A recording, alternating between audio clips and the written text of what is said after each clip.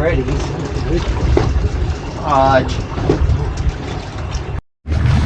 There's a snapper.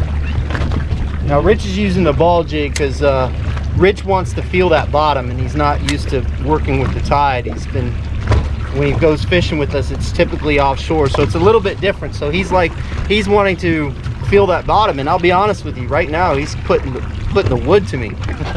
He's taking a 2x4 and slapping me upside the head. But I'll take it. My job is to put people on fish. Get him, Jiggy! Come on, Jiggy! That's a good snapper. Yep.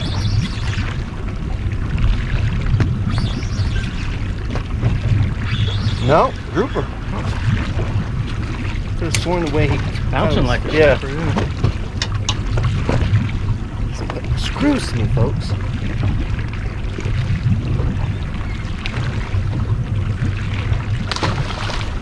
Before you know it, Jiggy, you'll be teaching this class.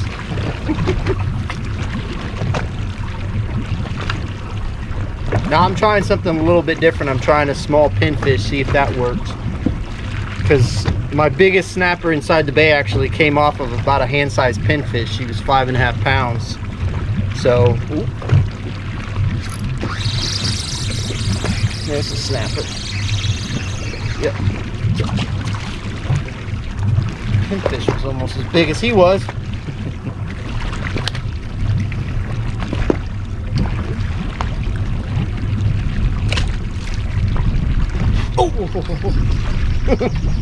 But right now, it doesn't seem to matter. I hooked mine in the belly, the last white bait, and I caught a fish. Or I'm sorry, I lost a fish.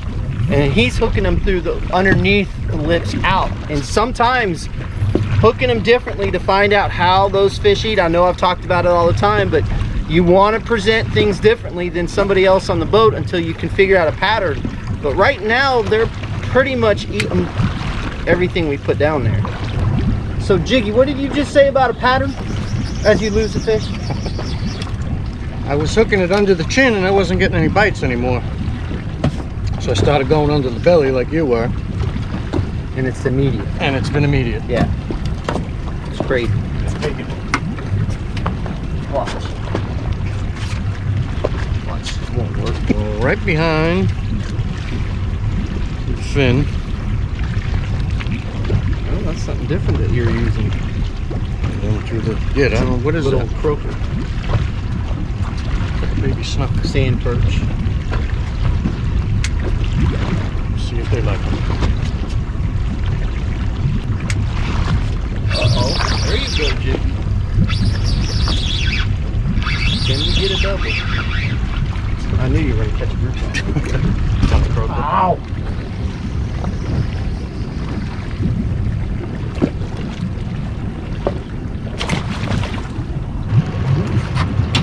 Yeah, but mine's bigger. Oh! That one hurt my shoulder. Holy crap. Fight we've been waiting for.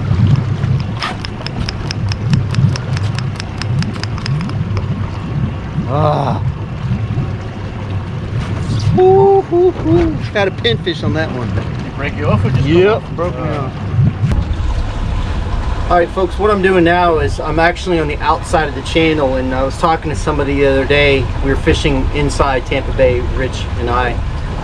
And I was explaining to the guy, he says, well, I don't see anything on my side imaging when I go over my mark. And I said, well, that's because you're going over your mark and that cone is not showing you on the side imaging because you're going over it. It will show you on your sonar, but it won't show you on your side imaging. So like right here, you can see there's an awesome ledge right in here, and that's the ledge we're gonna fish. I'm just waiting for this ship to go by, and as soon as he goes by, I'll get set up, because a lot of times the ship, if you get set up and the ship comes by, he'll actually pull you away from the spot, and you'll eventually work your way back. But since he's right on top of us, I'm just going to give it a second and then get set up on the spot. So I'm going to actually set up on the edge of the ledge. We're going from spot to spot, and what's happening is we'll boom, boom, boom, get some fish, and all of a sudden it will shut down. Not sure why. I know the last spot, I know why. My fault. Yeah. Jiggy shut the friggin' bite down. Way to go, Jiggy. Jiggy got a bite. Ain't it true? So we're gonna wait for, but this is exactly what I'm looking for right here. This is a really pronounced ledge on the edge of the channel, the main shipping channel. So definitely you wanna just kind of, when you're going, if you've got a waypoint or you see something on Navionics that looks a little bit different, go by it on the outside. So let's say this little edge right here, I wanna go on the outside of it, either this way or this way, just to mark, just to see if I see anything on the side imaging. I don't want to go directly over it unless I see something on the side imaging, and then I'll go directly over it, but I'll scan it like 4 or 5 different ways. Come over this way, come over the back this way, come this way, come this way. And then, because a lot of times you'll go over a spot and you won't see it. You go over it at a different angle and you'll see it. So if something doesn't look right or off, or you see something on the Navionics relief shading, check it out. Go to the side of it if you've got side imaging and see if you pick anything up. If you go over it directly, then you want to be using your sonar when you're going over it directly. So now you can see it's going down this ledge. You can see the side imaging opening up like this. You can see it on the down, or on this regular sonar. So I want to come up, I just want to bump us up just a little bit to get us in about the 35 range. And you can see there's a lot of fish down here, hard bottom, and of course there's a ledge. So now that I know that the ledge is behind us, we're actually right on top of it now. We're coming into 40 foot. So now what I'll do is I'll just go ahead and hit the button on the Rodan and get us set up. And let's see if Jiggy doesn't screw this spot up. But you can see there's actually a cutout of the ledge right here. You can see it more on my other machine, but we're sitting right about where I want to be. We're probably, once the trolling motor gets set, we'll be set exactly where I want to be.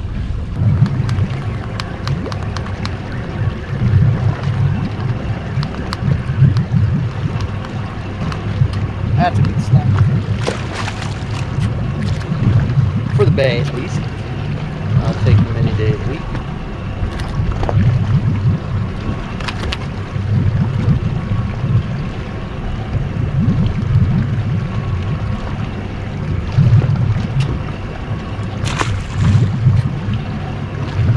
Basically what I'm doing is I'm taking a pinfish, hooking them right in the belly like that, sending them down. I've lost a couple fish that just made me look like a fool. I'm hoping to rehook. We may have to move because we've broken off here and may have shut down the bite. We are in the major, so see what happens.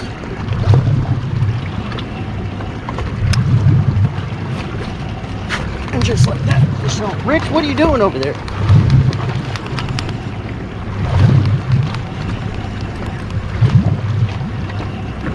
Another good snapper.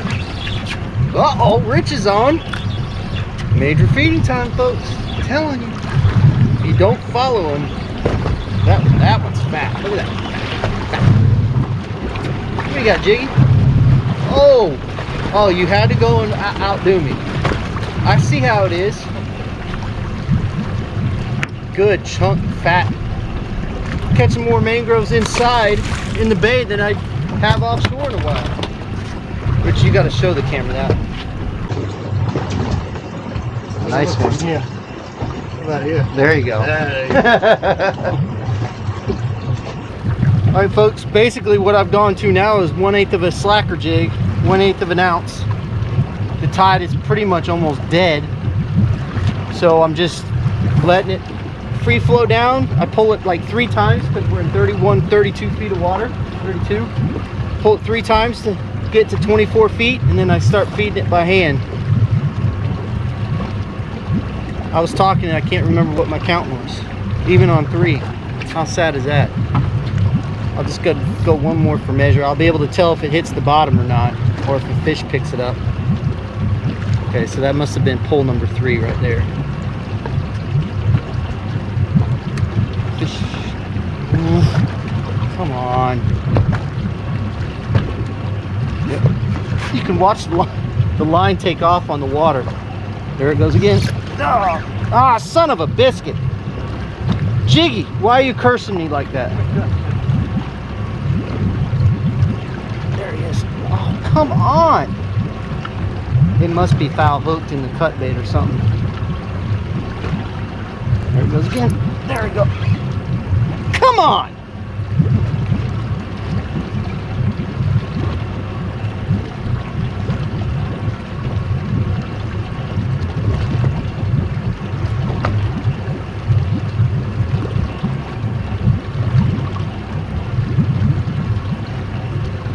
Basically, with these calm conditions like this, you can actually lay your line on the surface and watch it and know when you get bit. That time I got him.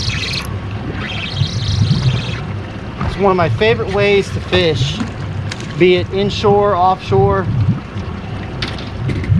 I love the slacker fish. That was on a cut piece of thread fin. The more naturally you can present the bait to him, the better off you are. So basically I just pull off the line like that and just let it watch on the surface. And you can tell when it gets hit or they take off with it, because the line just starts ripping off. That's my second pull. That's my third pull. So I should be getting close to the strike zone.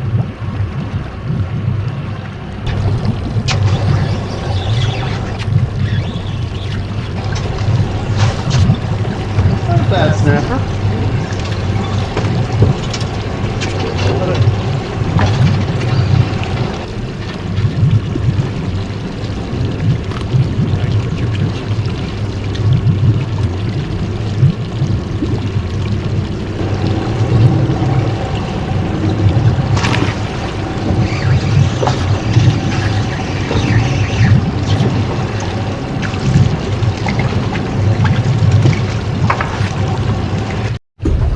Alright folks, we're at the end of the major. We had a flurry of fish. We caught a ton of snapper. We probably could have had our two-man limit 2 times, 3 times over. Caught some grouper, lost some big grouper. Jiggy just lost a really nice grouper just a minute ago. But like I said, understanding the salooner periods, the major and minor feeding times are huge. We had a bite pretty much all day, but it was really good during the major. So please pay attention to those. And as I explained to you a little bit earlier, how the boat shifted off the spot because the wind changed, everything changed, and you can see right here on the GPS how far down our boat went off of that mark. So I moved our way back up, and that mark is actually behind us, so we're dropping back into the mark because the tide is just now starting to go out and it's supposed to pick up pretty good. So I told Rich we'll fish until the end of the major and then we'll hit the house because it's getting hot.